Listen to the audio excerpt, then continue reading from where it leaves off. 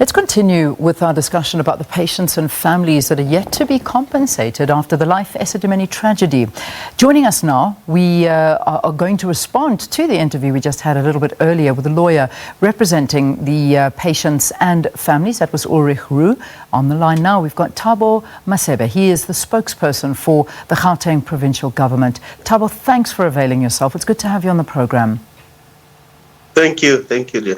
So I imagine you heard the interview, but I don't think anything new came out of it that you already are not aware of with regard to some of the claimants that are still saying they haven't received any compensation as yet. So perhaps we can just begin by asking you for your response to this and what are the Gauteng doing about this, the provincial government?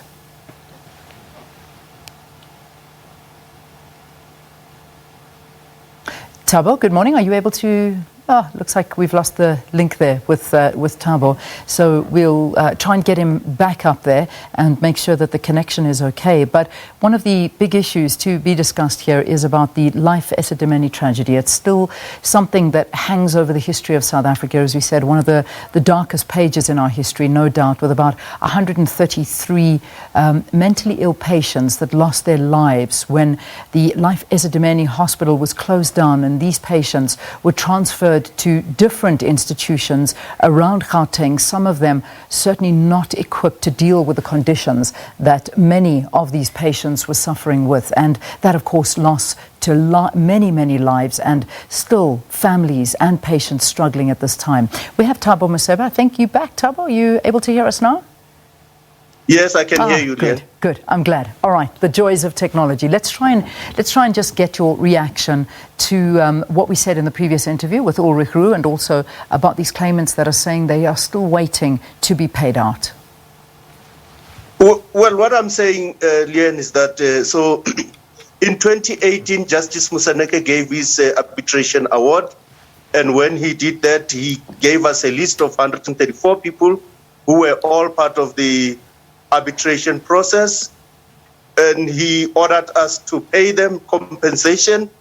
The amounts were stipulated in his award, and he said we needed to pay them within 3 months of the award, and that was done. All the 134 people were paid. After the arbitration process was concluded, there were other people who were all affected by the Life Esidimeni tragedy, but who were not part of the arbitration process. They came forward and lodged their claims. We started looking at those claims, and as soon as we verified the claims, we then had to start the process of payment. But there was one issue that we had to deal with before releasing the money. In terms of the law, we had to make sure that the portion that is for the surviving mental health care user is well kept by either an administrator or a curator. So in February 2019, we reached an agreement with the claimants that the compensation money will be paid in 2 equal parts. So 50% will be paid into the account of the family member who was making the claim, and the other 50% will be held in trust on behalf of the surviving mental health care user. And obviously the family and the patients want the lawyers to be in charge of this trust. That's what their demands are.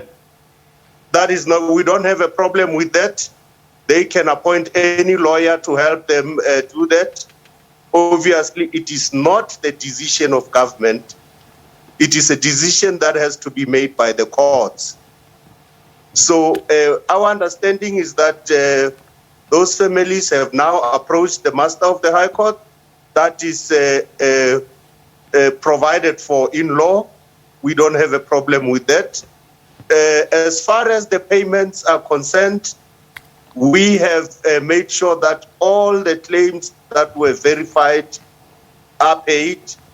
And obviously, because it's a continuous process, as we verify, we also initiate the payment process. So the report that the Democratic Alliance referred to earlier is a report based on an explanation that was given to the legislature about underspending in the office of the Premier for the past financial year, which ended in March 2020. So that's history. As of now, I can assure you that we are up to date with the payment for all verified claims. How many payments have you made this year? Specifically this year, how many payments and how many are still outstanding? Well, I'll have to go and look at the exact number, but I can assure you that, as I said, as soon as the claims are verified, we initiate the payment process. How much has actually been budgeted for? Because that obviously is a big deal, and how, of course, the provincial government plans to distribute the amount, because there is still an issue of healthcare. This has to come from your budget, but what have you budgeted for life, Esidimeni? No, a claim, you see, you can't budget for litigation. You receive a claim, and then once the claim is verified, we then approach Treasury to request for money so that we can pay. So what is your understanding as to what's going on? Because you're in the courts, because they obviously are there, and it's all about the trust and getting the money. You're saying You're ready to pay, and that you have been paying all along, and there's no issue from your side. So where is the sticking point here? Let me tell you what the problem is. So we paid 50% to the family members who had made the claim, as we agreed with them in 2019. But some of them came back and say, we want the other 50% that is for the mental health care user. So we can't do that. We can't break the law. They got their portion, 50%. Now they want the portion that is not theirs.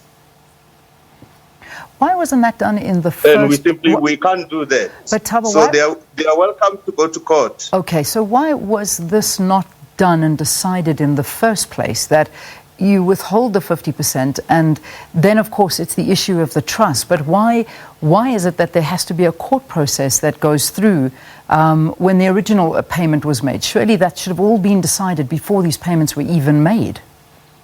No, that's why, Leanne, I said we agreed with the claimants in February 2019.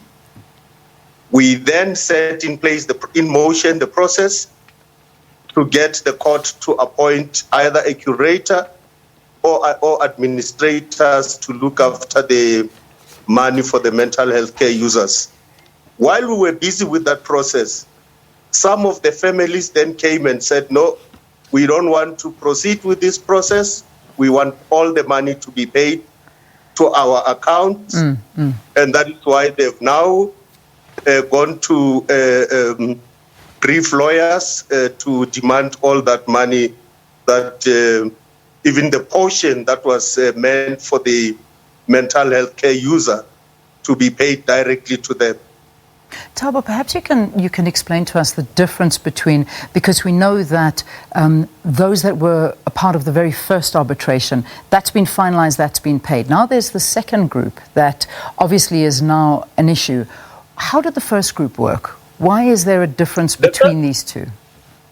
The difference is that with the first group, there was an order awarded given by Justice Musaneke, which said these are the amounts that must be paid to every one of the claimants.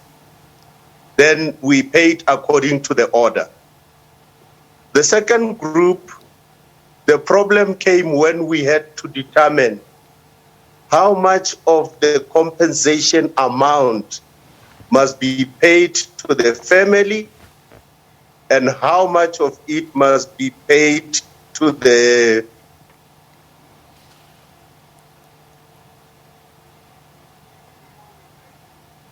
All right, again, the link seems to be breaking. We're listening to the provincial spokesperson for the Gauteng government, Thabo Masebe, talking to us about the payments. Mental health care user. We were reminded by Thabo, we lost you there again. I'm terribly, terribly sorry. You were in the middle of your answer. You were telling us the difference between the payment for the first group and the second group. You were saying that what we heard from your answer was that you had paid out what Justice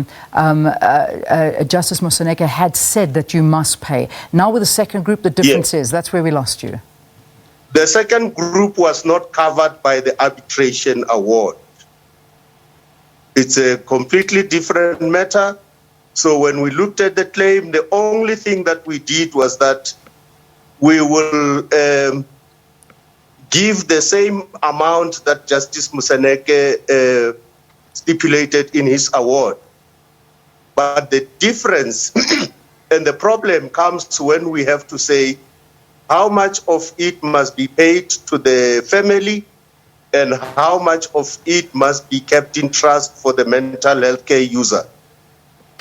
So because here we are talking about people who are still alive, and they also deserve a portion of the money of the financial compensation that has to be paid out. You know, I think the frustration also with the family, and we'll put aside what's happening at the moment because that is something that's in quotes, something that is being dealt with, and you're not denying that they are owed this money, but you're saying the sticking point is the remaining 50% for the trust. So we heard... No, Leon, they are not owed. The people who are owed are the surviving mental health care users. Indeed, and we're not arguing. We're not arguing with them. As soon as the issues of the administrators or a curator is sorted out by the court, we will release the money. We want to release the money as soon as possible.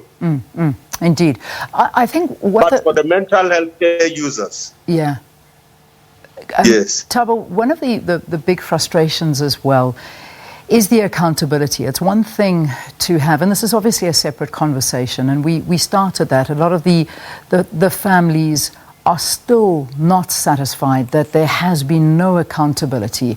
And even at the time, we remember that Justice Moseneke said that within a year there should be a memorial or something to just to remember those that lost their lives. Nothing has been done of that nature whatsoever. And it just feels like it's just another issue that has, of course, plagued the Gauteng Health Department on top of everything else. I mean, we're sitting with the PPE scandals and many other unfortunate events that are, tainting the name of the Health Department. But why is there never a side or a feeling from the Gauteng Provincial Department that there's any sort of want to help these families and to try and bring about some healing to them in any way? They feel from the beginning they've just had to fight the department. No, Leon, that is not true. We continue to work with the families. We have done all the things. We have acted on all the recommendations made by the health ombud, and we've also acted on all the